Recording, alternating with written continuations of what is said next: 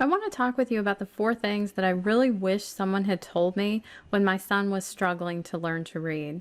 But before we get into that, I just want to tell you really quickly a little bit about who I am and why I got into this field. First and foremost, obviously, I'm a parent of a child with dyslexia. My son couldn't read, and I became obsessed trying to figure out why, which eventually led to his diagnosis of dyslexia.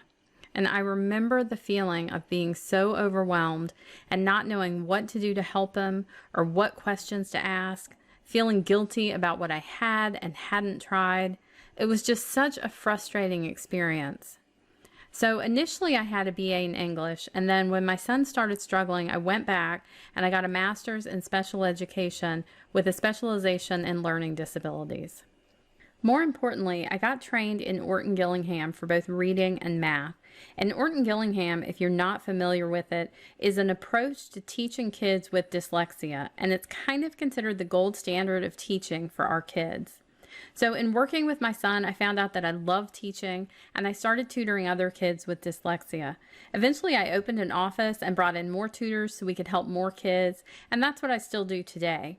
I am completely obsessed with the topic. I go to conferences. I've sought out mentors in the field.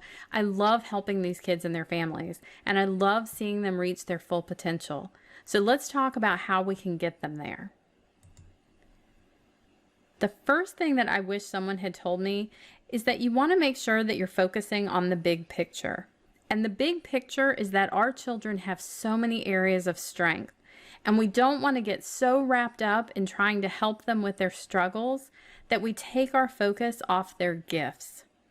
You want to focus on their strengths more so than their weaknesses. Of course, we want to help them with their academic struggles, but we also want to find their areas of strength and provide activities that foster them. So you don't want to spend so much time with tutoring and remediation techniques that they don't get to enjoy being a kid and get to enjoy doing the things that they really excel at. And kids with dyslexia can have all sorts of strengths.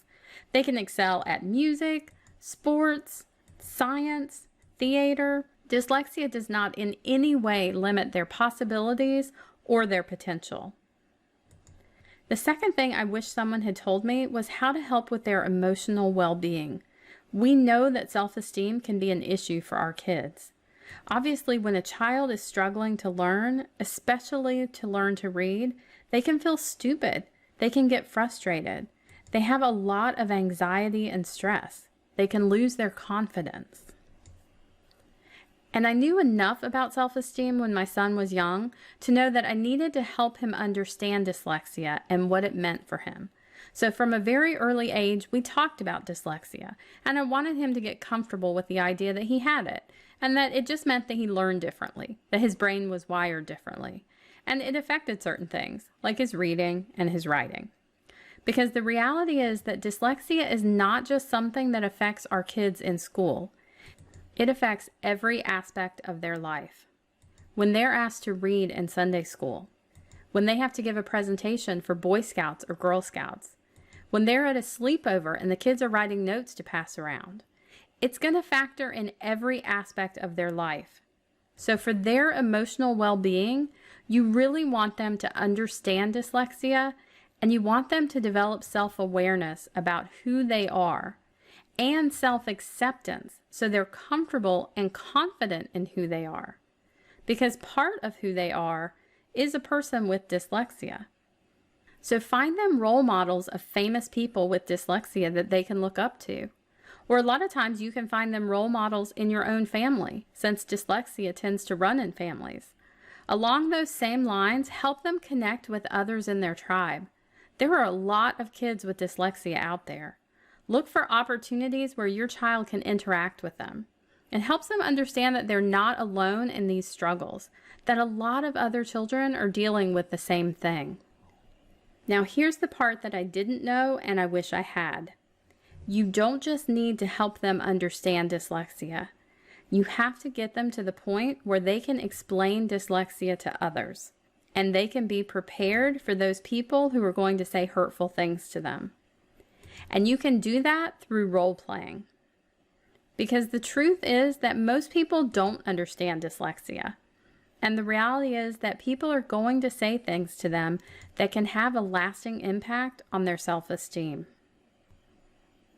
One parent who knew this strategy and had actually role-played with his son about things to say in these type of situations, he said that his son was in music class and he asked the girl beside him if she could read the words for the song to him.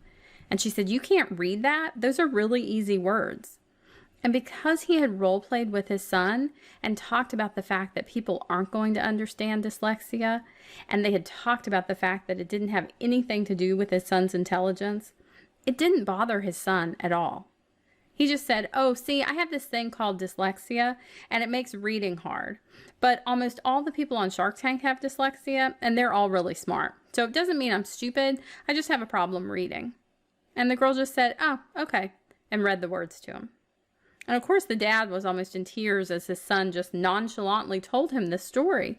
But because his son knew that others didn't understand dyslexia and knew how to respond, that moment didn't impact him or hurt his self-esteem the way that it could have. That whole situation could have gone so differently, and it could have been something that that child remembered for the rest of his life and filled him with shame or embarrassment. Instead, it was just a conversation with a girl in his music class. And even if your child hasn't been officially diagnosed, you can still have these types of conversations with your child. There are a lot of successful people in this world who struggled academically in school. So help them find role models to look up to. Talk about your child's strengths with them. Help them see that they are so much more than their struggles. Finally, I wish someone had told me that I would need to learn more about how kids learn to read and what helps them when they're struggling, whether they have dyslexia or not. Because the experts that we parents look to guide us in these situations, unfortunately, can often give us bad advice. Now, obviously, they're well-meaning. It's just that the myths about dyslexia and the misinformation about it is everywhere. And reading instruction in the classroom is still not being guided by science. I got bad advice from my pediatrician, from the head of the special education department, reading specialists, special education teachers, professors in my master's program. It's everywhere. And I've had my tutoring business for over 10 years, and I talk to parents from all over the country. And I can tell you that my situation is not unique. So many of these parents have spent thousands of dollars on ineffective treatments for their children, or just waited for them to catch up because the school said that they would, and just got really bad advice about what they needed to do to help their child. So if your child is struggling, you really want to empower yourself with knowledge. That way you can help your child more effectively, and you can tweak what you need to. You can be that advocate and support system for them. Now, this doesn't mean that you have to spend years of your life immersed in the research. You don't have to spend thousands of dollars on seminars or workshops, and you certainly don't have to have a college degree. Now, I'm certainly not knocking any of those things. They're great, and I still do them all the time. But you may not have the luxury of years to spend figuring all this out, and you may not have thousands of dollars to invest in this. And the reality is you need to help your child now. So find some reputable resources that you trust that can help you get up to speed quickly. Don't just take what the experts tell you at face value. Empower yourself with information so you know that you're making the right choices for your child. And on that note, I want to end with one final thing that I wish someone had told me when I was starting this journey with my son. Whether you're homeschooling your child or you're working with them after school, you are one of their teachers. You are their main teacher throughout their childhood. And research shows that a teacher's implicit attitude toward a child who's struggling to read has a direct impact on their academic success. So how you feel about your child's potential has a direct impact on their success. The fact that you're here watching this video tells me that you are passionate and invested in your child's success. And you know that your child has amazing potential and possibilities in front of them. You just need to know how to help them get there. So take a deep breath and relax, because you've got the most important thing that they need already. your belief in their ability to be successful.